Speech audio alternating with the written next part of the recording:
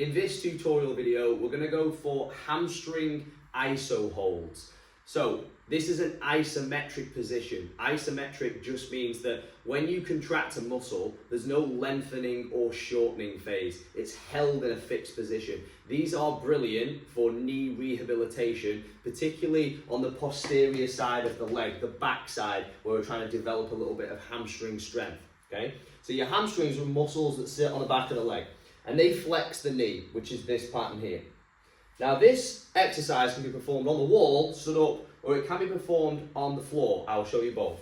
So when you get yourself in a supported wall position, if you are rehabbing a knee, you'll pick obviously the side in which you the affected knee. So you're going to grab your foot and try and bring your heel as close to your bum as possible. Okay? We are in a shortened position with the hamstrings. Okay? From there, I want you to let go of your foot and try and keep your heel at your bum. You're going to be using your hamstrings to do this. So watch the tension when I let go. I'll let go of my foot and I'm going to squeeze my hamstrings to keep my heel as close to the bum as possible. I'll likely do that for 3 to 5 seconds and then I'll hold back onto the foot. This is probably going to be prescribed as repetitions of 3. So if that was 1, I'd have a little bit of a breather. I'd count 3, 2, 1. I'd get ready to go again. I'd hold it, feel the contraction sensation in the hamstrings, and then grab back hold of the foot.